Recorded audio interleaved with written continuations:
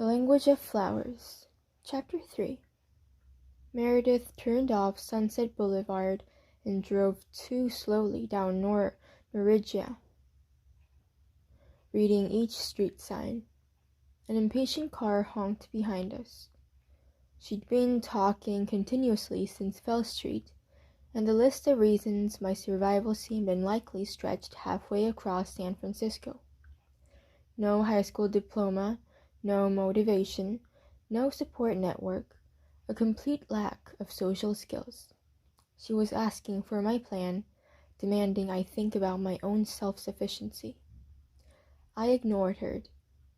It hadn't always been this way between us. As a young child, I'd soaked up her chatty optimism, sitting on the edge of a bed while she brushed and braided my thin brown hair, tying it up with a ribbon before presenting me like a gift to a new mother, a new father. But as the years passed and family after family gave me back, Meredith's hopefulness chilled. The once gentle hairbrush pulled, stopping and starting with the rhythm of her lecturing. The description of how I should act lengthened with each placement change, and became more and more different from the child I knew myself to be. Meredith kept a running list of my deficiencies in her appointment book and read them to the judge like criminal convictions. Detached, quick-tempered, tight-lipped, unrepentant, I remembered every word she said. But despite her frustrations, Meredith had kept my case. She refused to transfer it out of the adoption unit, even when a tired judge suggested, the summer I turned 8, that perhaps she'd done all she could. Meredith negated this claim without pause. For a buoyant, bewildered moment, I thought her reaction had come from a place of hidden fondness for me. But when I turned my gaze, I saw her pale skin pink in embarrassment. She had been my social worker since birth. If I was to be declared a failure, I was, by extension, her failure. We pulled up in front of the gathering house, a peach, flat-roofed stucco house in a row of peach, flat-roofed stucco houses. 12 weeks, Meredith said. I want to hear you say it. I want to know you understand. 12 weeks free rent, and after that you pay up or move out. I said nothing. Meredith stepped out and slammed the door behind her. My box in the back seat had shifted during the drive, my clothes spilling out onto the seat. I piled them back on top of the books and followed Meredith up the front steps. She rang the bell. It was more than a minute before the door opened, and when it did, a cluster of girls stood in the entryway.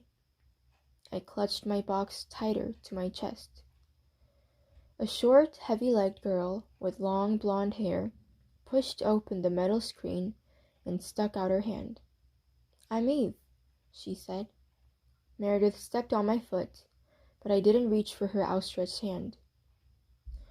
"This is Victoria Jones," she said, pushing me forward. "She's 18 today." There was a mumbling of happy birthdays, and two girls exchanged eyebrow-arched glances. "Alexis was evicted last week," Eve said. "You get a room." She turned as if to take me there, and I followed her down a dark, carpeted hall to an open doorway. Slipping inside, I closed the door and turned the lock behind me. The room was bright white. It smelled like fresh paint, and the walls, when I touched them, were tacky. The painter had been sloppy. The carpet, once white like the walls, but now mottled from use, was streaked with paint near the baseboard. I wished the painter had kept going, painted the entire carpet, the single mattress, and the dark wood nightstand. The white was clean and new, and I liked that it had belonged to no one before me.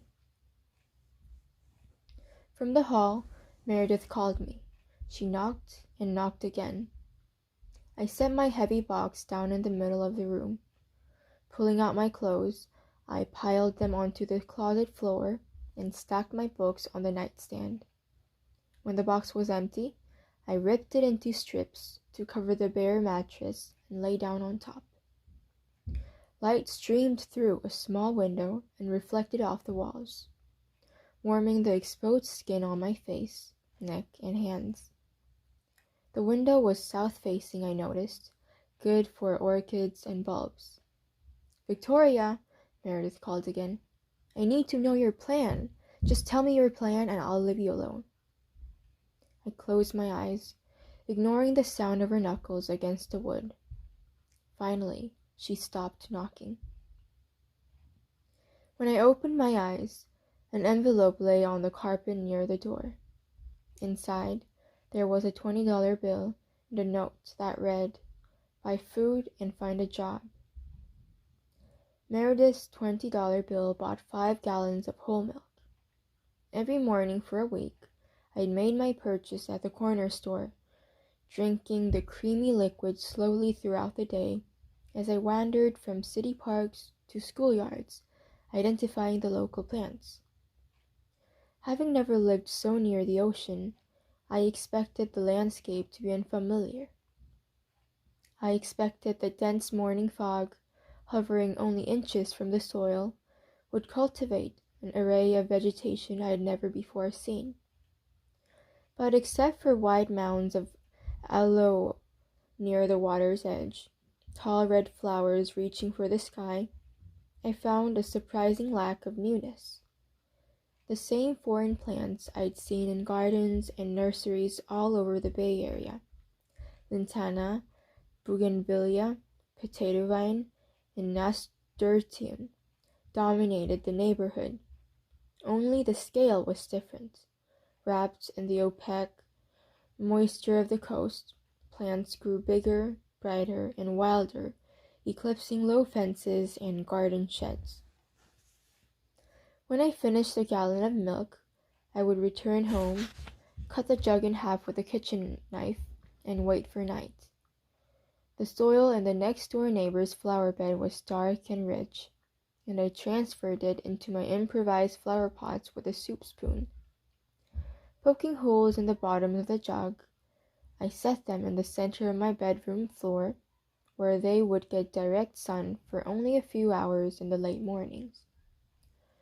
I would look for a job. I knew I needed to, but for the first time in my life, I had my own bedroom with a locking door, and no one telling me where to be or what to do. Before I started searching for work, I decided I would grow a garden. By the end of my first week, I had created 14 flower pots and surveyed a 16-block radius for my options.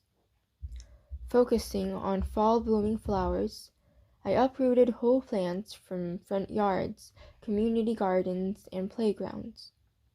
Usually I walked home, my hands cradling muddy root balls, but on more than one occasion, I ended up lost or too far from the gathering house.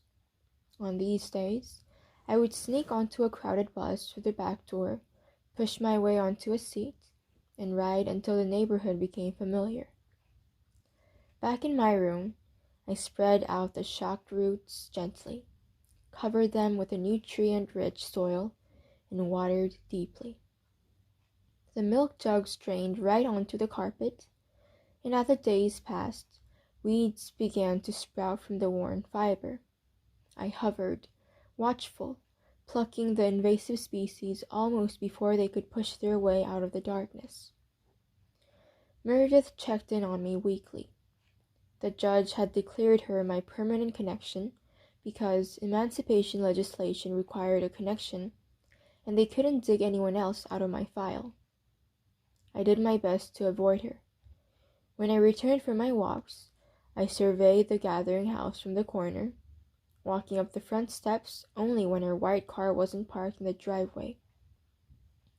Eventually, she divined my tactic, and in mid-September, I unlocked the front door to find her sitting at the dining room table. "Where's your car?" I demanded. Parked around the block, she said. I haven't seen you in over a month, so I figured you must be avoiding me. Is there a reason? No reason. I walked to the table and pushed someone's dirty dishes out of the way. Sitting down, I placed fistfuls of lavender, which I had uprooted from a front yard in Pacific Heights, on the scratched wood between us. Lavender, I said, handing her a sprig. Mistrust. Meredith spun the sprig between her thumb and forefinger and set it down, uninterested. Job? She asked. What job? Do you have one? Why would I have one? Meredith sighed. She picked up the lavender I'd given her and launched it, tip first, in my direction. It nosedived like a poorly constructed paper airplane. Snatching it off the table, I smoothed its ruffled petals with a careful thumb. You would have one, Meredith said, because you've looked for one and applied and been hired. Because if you don't, you'll be out on the street in 6 weeks, and there won't be anyone opening their door for you on a cold night. I looked to the front door, wondering how much longer until she'd leave. You have to want it, Meredith said. I can only do so much. At the end of the day, you have to want it. Want what? I always wondered when she said this. I wanted Meredith to leave. I wanted to drink the milk on the top shelf of the refrigerator labeled Lorraine and add the empty jug to the collection in my room. I wanted to plant the lavender near my pillow and go to sleep inhaling the cool, dry scent. Meredith stood. I'll be back next week when you least expect me, and I want to see a thick stack of job applications in your backpack. She paused at the door. It'll be hard for me to put you out on the street, but you should know that I'll do it. I did not believe it would be hard. I walked into the kitchen and opened the freezer, poking through egg rolls and frostbitten corn dogs until I heard the front door close. I spent my final weeks at the Gathering House transplanting my bedroom garden into McKinley Square, a small city park at the top of Potrero Hill. I'd found it while pacing the streets for help wanted signs, and been distracted by the park's perfect combination of sun, shade, solitude, and safety. Potrero Hill was one of the warmest neighborhoods in the city, and the park was located at a peak with a clear view in every direction. A small sandy play structure sat in the middle of a manicured square of lawn, but behind the lawn the park became forested and steep, tumbling downhill in a tangle of shrubs overlooking San Francisco General Hospital and a brewery. Instead of continuing my job search, I transported my jugs one at a time to the scheduled spots, secluded spot. I chose the location for each planting thoughtfully, shade-loving plants under tall trees, those desiring sun a dozen yards down the hill, out of the shadows. The morning of my eviction, I awoke before dawn. My room was empty, the floor still damp and dirty in patches where the milk jugs had been. My imminent homelessness had not been a conscious decision. Yet, rising to dress on the morning I was to be turned out onto the street, I was surprised to find that I was not afraid. Where I had expected fear or anger, I was filled with nervous anticipation, the feeling similar to what I had experienced as a young girl on the eve of each new adopted placement. Now, as an adult, my hopes for the future were simple. I wanted to be alone and to be surrounded by flowers. It seemed, finally, that I might get exactly what I wanted. My room was empty except for 3 sets of clothes, my backpack, a toothbrush, hair gel, and the books Elizabeth had given me. Lying in bed the night before, I'd listened to my housemates picking through the rest of my belongings like hungry animals devouring the fallen. It was standard procedure in foster and group homes, the scouring of things left behind by rushed, weepy children. My housemates, emancipated, carried on the tradition. It had been years, nearly 10, since I'd participated in the scavenging, but I could still remember the thrill of finding something edible, something I could sell at school for a nickel, something mysterious or personal. In elementary school, I began to collect these small, forgotten things like treasures, a silver charm with an engraved M, a watch band of fake turquoise snakeskin, a quarter-sized pillbox containing a blood-encrusted molar, stuffing them into a mesh zippered bag I'd stolen from someone's laundry room. The objects pressed through the tiny holes of the fabric as the bag grew full and heavy. For a short time, I told myself I was saving these objects for their rightful owners. Not to give them back, but to use as bribes for food or favors if we landed again in the same home. But as it grew, I began to covet my collection, telling myself the stories of each object over and over again. The time I lived with Molly, the girl who loved cats, the bunkmate whose watch had been ripped off and arm broken, the basement apartment where Sarah learned the truth about the tooth fairy. My attachment to the object was not based on any connection with the individuals. More often than not, I had avoided them, ignoring their names, their circumstances, the hopes they had for their futures. But over time, the objects came to read like a string of clues to my past, a path of breadcrumbs, and I had a vague sense of wanting to follow them back to the place before my memories began. Then, in a rushed, chaotic placement change, I had been forced to leave bag behind. For years afterward, I'd refused to pack up my belongings, arriving at each new foster home stubbornly empty-handed. Quickly, I began to dress. 2 tank tops followed by 3 t-shirts and a hooded sweatshirt, brown stretch pants, socks, and shoes. My brown wool blanket would not fit in my backpack, so I folded it in half, wrapped it around my waist, and secured a plate with a safety pin at each inch. The bottom I gathered and pinned in bunches like formal petticoats, covering the whole thing with 2 skirts of varying lengths, the first long and lacy orange, the second A-line and burgundy. I studied myself in the bathroom mirror as I brushed my teeth and washed my face, satisfied to see that I was neither attractive nor repulsive.